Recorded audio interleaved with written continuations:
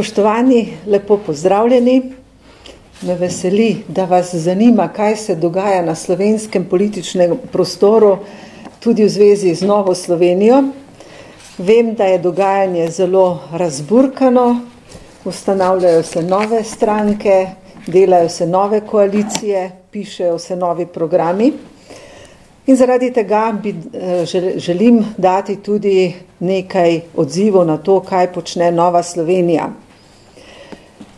Glede na to, da se ustanavljajo nove stranke, bi rada poudarila, da je Nova Slovenija že dokazala to, kar ponujajo nekatere nove stranke v svojih programih kot nekaj novega in boljšega. Menimo, da je naša konkurenčna prednost v tem, da smo svojim političnim delom že dokazali, da ne dajemo praznih obljub. In zaradi tega sem prepričana,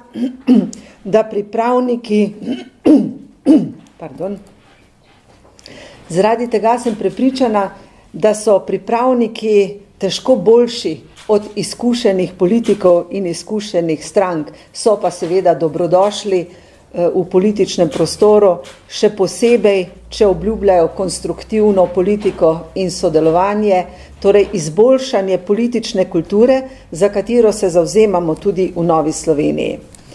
Sicer pa državljani od Nove Slovenije vedo, kaj lahko od nas pričakujejo, ker smo pač sedaj s svojim načinom delovanja že pokazali, da ne dajemo praznih obljub. In sicer Novi Sloveniji želimo vrniti upanje Sloveniji in zato iščemo odgovore za prihodnost.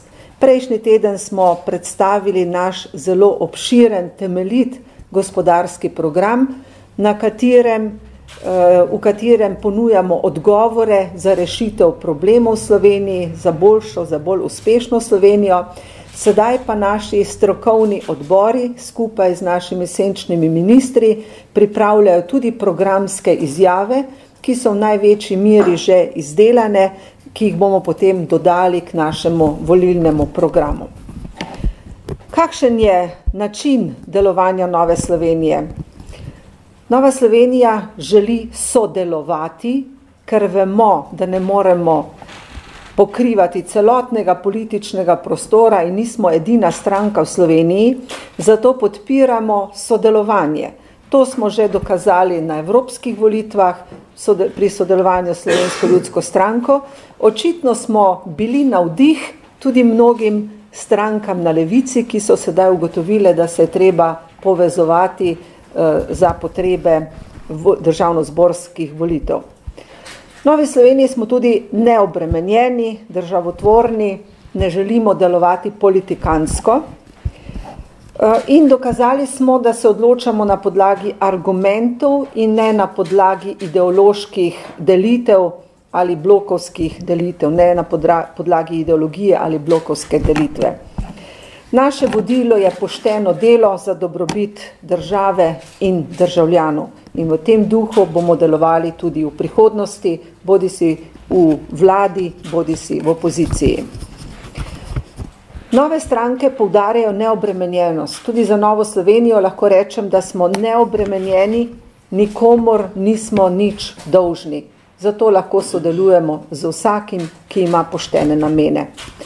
V ospredje postavljamo državo, to smo dokazali, nekatere naše odločitve so bile morda tudi politično za nas manj ugodne, ker smo pa bili prepričani, da je to dobro za državo, smo jih podprli. Vsekakor pa naši državljani, naši volivci vedo, kaj so naše vrednote, kako delujemo in zakaj nas lahko podprejo. Drugič, imamo program, da ustvarimo nova delovna mesta, da ustvarimo uspešno Slovenijo, da ponujamo rešitve, ukrepe za izboljšanje poslovnega okolja, kar bo prineslo tudi nova delovna mesta. Ne obljubljamo, ne dajemo praznih obljub, ampak imamo konkretne rešitve za obstoječe probleme. Mi poudarjamo, da moramo najprej ustvariti, da lahko potem delimo. Več kot bomo ustvarili, več bomo lahko delili tudi tistim, ki potrebujejo pomoč. Novi Sloveniji imamo tudi ljudi, ki bodo delali za državo, državljane in ne zase. Imamo izkušene politične funkcionarje, nekdanje ministre, državne sekretarje, tudi župane, ki so pripravljeni se aktivno, še bolj aktivno udejstvovati v primeru, da bo Nova Slovenija v vladi.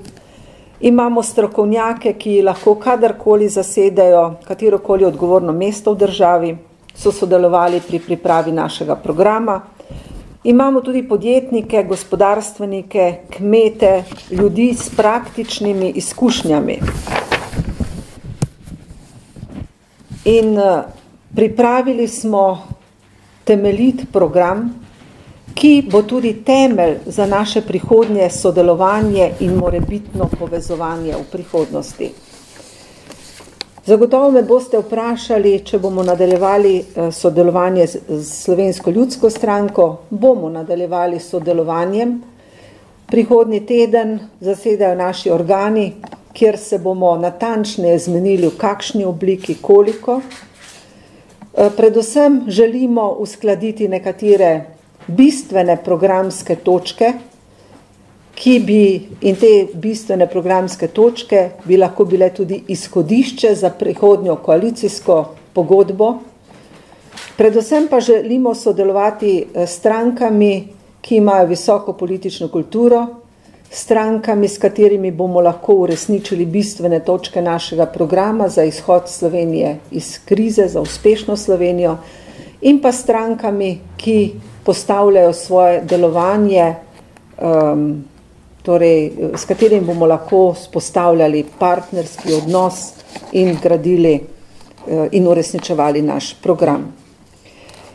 Nakratko bi pokomentirala še priporočila Evropske komisije. Zanimivo je, da skoraj v vseh točkah, ki jih predlaga Evropska komisija, ima Nova Slovenija že odgovore v našem programu. Še dobro, da smo ga predstavili prej, preden so bila ta priporočila objavljena, sicer bi še kdo menil ali pa mislil, da smo jih prekopirali, ampak na vsa ta bistvena priporočila mi že odgovarjamo s konkretnimi ukrepi. Seveda ves čas poudarjamo, da je treba urediti javne finance, da lahko porabimo toliko, kolikor ustvarimo, da je zato potrebno uvesti kratkoročne strukturne ukrepe in pa tudi dolgoročne.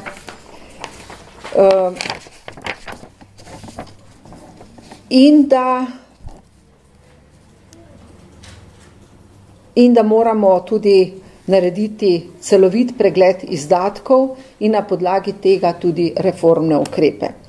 Program Nove Slovenije pravi, da se zavzemamo za strukturne reforme, torej na področju zdravstva, za pokojninsko reformo, za reformo trga dela.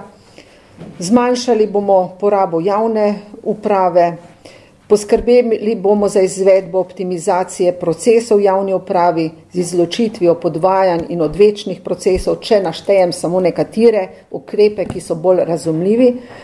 Potem Zavod Republike Slovenije za zaposlovanje bomo reorganizirali in preoblikovali v agencijo za posredovanje del z manj birokracije in več neposrednega dela s strankami.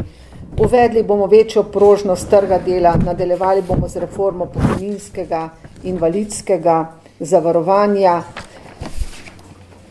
Prenovili bomo sistem socialnega varstva, ki vključuje tudi reformo centrov za socialno delo in drugih izvajalskih organizacij.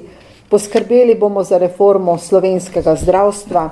Uveljavili bomo resnično, avtonomno in odprto visoko šolstvo. V programu predlagamo tudi, da moramo že sedaj delati na pokojninski reformi za obdobje po letu 2020. Potem govorimo o reformah glede plač in trga dela. Tako kot opozarja Evropska komisija, morajo plače vključno z minimalno spodbujati konkurenčnost in nastanek novih delovnih mest. Potem skrajšali bomo čas umeščanja objektov v prostor, s tem bomo nova delovna mesta tudi pridobili, odpravili bomo administrativne ovire in nepotrebna soglasja, ter s tem odpravili krč pri umeščanju objektov v prostor. Gospodarstvo bomo omogočili privlačnejše vlaganje v izobraževanje, raziskave, razvoj. Potem govorimo tudi v našem programu o prestrukturiranju bank, o odprodaji banke, Nove kreditne banke Maribor in drugih bank, ker menimo, da to ni stvar države, lastništvo bank. Prav tako se zavzemamo za pospešeno privatizacijo, za odgovorne lastnike, za privabljanje tujih vlagateljev in seveda za odgovorno, pošteno delo na vseh področjih. Tukaj bi omenila tudi glede priporočila, ki ga je dala Evropska komisija v zvezi s korupcijo. Tega problema se v Novi Sloveniji zavedamo. Ko bomo izvedli tudi privatizacijo, je manj možnosti za korupcijo, kajti do sedaj se je prav politika velikokrat napajala in pa z njo povezani lobiji prav na podjetjih v državni lasti. Menimo tudi, da slabo delujejo inšpekcijske službe. Žal je veliko prijavljenih primerov, ki potem zastarajo, ker preiskovalni organi niso dovolj učinkoviti. Pogosto imamo občutek ali pa menimo, da so kaznovani predvsem mali ljudje za male prestopke, medtem ko tisti vidnejši člani družbe pa pogosto ne pridejo v različne postopke. Zato predlagamo večjo aktivnost preiskovalnih organov in organov pregona, pa tudi okrepitev inšpekcijskih služb, pa morda tudi kako zmanjšati število postopkov, tako da izločimo tiste, ki so manjše kršitve in preusmerimo svojo pozornost oziroma pozornost organov pregona na večje postopke. Torej, vsa ta priporočila, ki jih je dala Evropska komisija, menimo, da so smiselna, da so dobra, da so nujna, da so strukturne reforme nujne in da ni prav, če jemljemo ta priporočila kot vmešavanje birokratov, evropskih birokratov v naše notranje zadeve, predvsem pa so ta priporočila dobronamerna in gredo v pravo smer, če hočemo dejansko izboljšati javne finance in narediti tudi druge potrebne reforme, da bo Slovenija lahko išla iz krize, da bomo lahko ustvarjali nova delovna mesta, da bomo lahko zmanjšali strukturni primanjkljaj, izboljšali javne finance in tako naprej.